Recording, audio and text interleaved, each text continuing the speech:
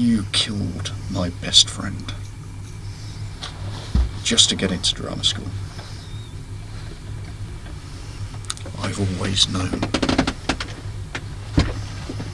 And I've spent my entire career trying to find a way to get you to confess.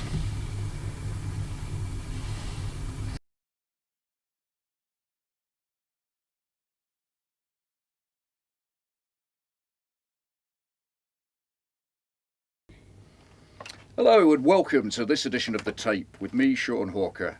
This is the podcast where I interview Hollywood's best and brightest and ask them two simple but revealing questions. What is it that makes you the best, and is your future bright? And with me today I've got, I think you'll all have heard of him. If you've been living under a rock or you haven't been watching television for the last 2 or 3 years, you'll be familiar with him.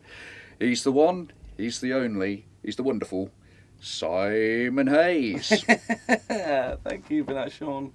How are you? I'm very well, thank you. So, let's just get this out of the way from the start. Tell the listeners what you're wearing. Yeah, well, apart from the shirt, I'm wearing all denim. And is there any particular reason why you're wearing all denim? Yeah, I'm starring a brand new biopic, which is set around the boss. The boss, Bruce Springsteen. Kids, ask your parents who Bruce Springsteen is. So, Simon, let's start by talking about how you started in the industry. Now, my notes tell me that you actually weren't involved in acting. You weren't interested in it when you first started out. Do you want to speak to that? Yeah, I wanted to be a doctor. A doctor? Mm-hmm. So you wanted to help people? Yeah. Cure them and you keep them alive? Yeah. Well, it's a very, very different thing from acting, isn't it? Yeah, it is, yeah, definitely. So I guess, what was it that prompted such a heart change, you know? What brought you into acting? I just liked it. Huh? Okay, but there must have been something or maybe someone who first attracted you. I don't know. I can't remember. It was such a long time ago. So. Okay.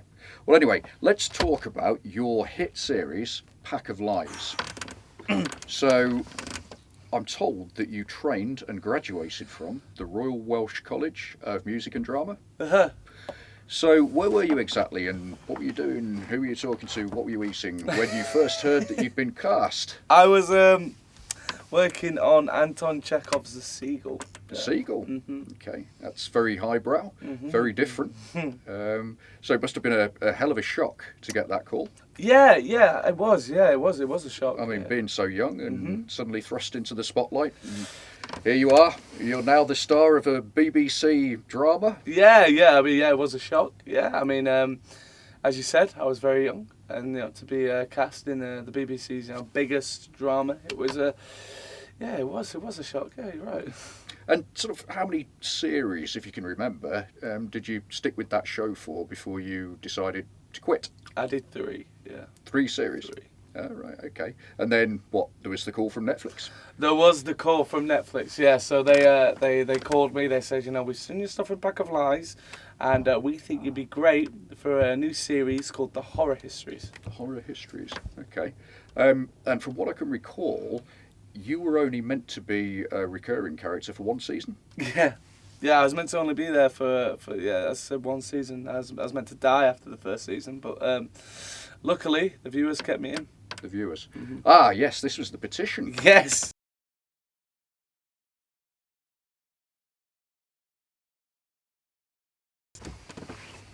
So, do you know roughly how many signatures the petition had in the end then?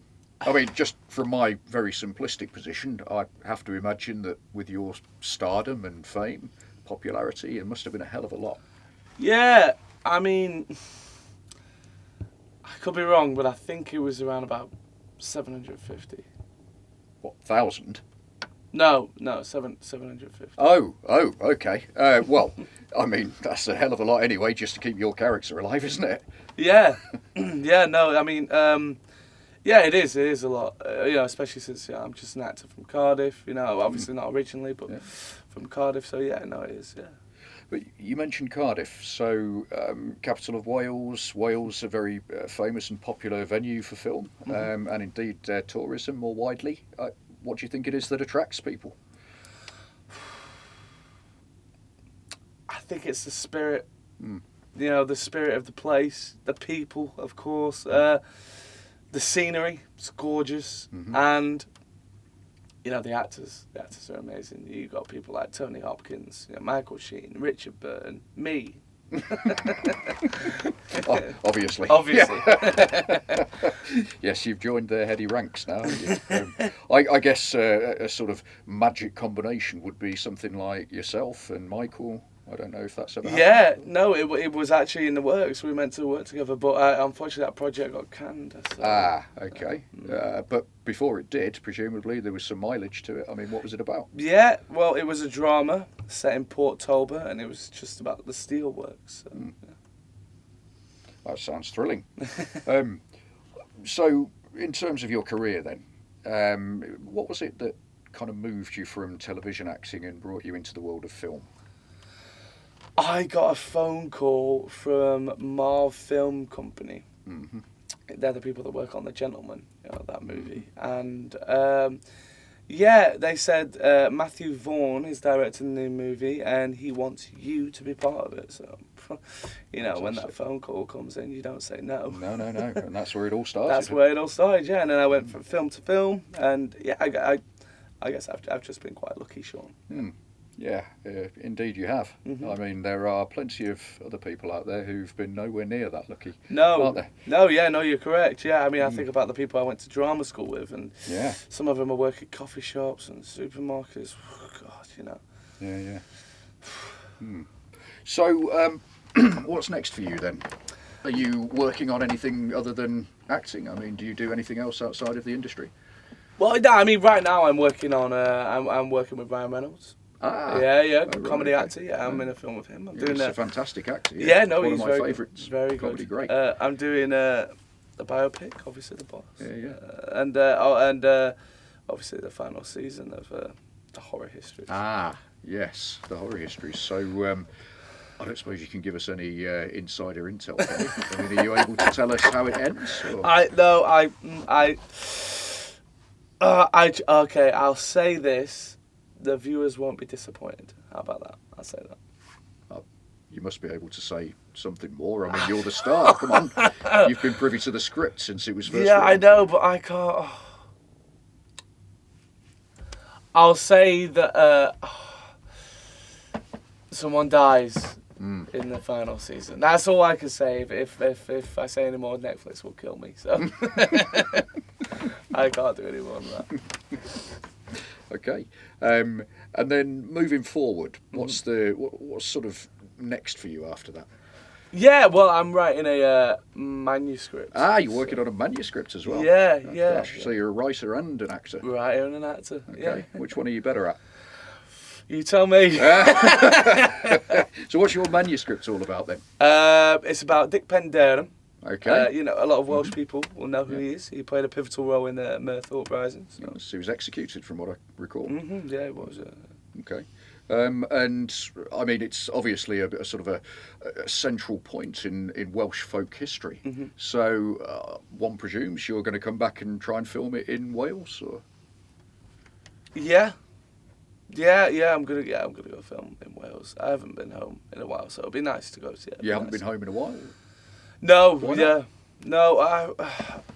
Something happened when I was younger, so I haven't been back there. Well, you can't leave us like that. What was it? I can't. I'm not gonna say. It's a private matter, Sean. I'm sorry about that, but I mean, the viewers probably will understand, and they won't want to hear it anyway. But sorry about that. Not so sure, but anyway. So I guess I always leave a question for the celebrity to ask me. If there's anything you want to ask, please be my guest. What's your biggest failure? Biggest failure? It's a tricky one. It was probably when I turned down Bake Off. You turned up? Why? I got offered this podcast. Fair enough, yeah.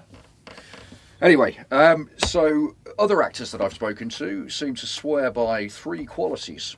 So they seem to always adhere to them and stick to them when they're filming. Yeah. Is this something you've come across before? Yeah, it's the tricks of the trade, really. On When you're camera, filming? and on stage, yeah. Okay. And I mean, I can see just here, I've got some notes on you, and it seems that yours you're a good team player. Yeah. You are disciplined, Uh-huh. and it also says trustworthy. Yeah. So my question to you then, Simon, is why trustworthy? I've just always found myself trustworthy, Sean. But I mean, are you trustworthy? Yeah. Yeah, I mean, whenever a director gives me notes, I always listen to them. I always listen to my cast, my crew, my fellow actors, and I always stick to the script. But you're not always trustworthy, are you, Simon? Excuse me. Well, I mean, you said it yourself. It's the reason you left Wales. You're not willing to talk about it with me. You're not willing to tell the listeners. Doesn't that kind of ask a question about trustworthiness? What is this? Feeling hot, Simon? Just taking off my jacket. Yeah. So, are you going to tell us then? Why did you leave Wales?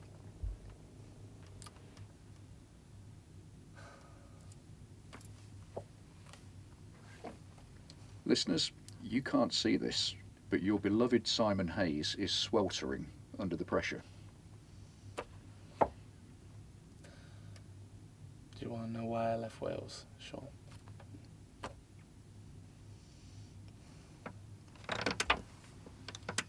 There was a murder. My best friend was murdered. Is that really what you want to hear on this podcast, Sean? Yeah. What I want to hear is you tell the truth. Now, stop lying and tell the listeners exactly what happened.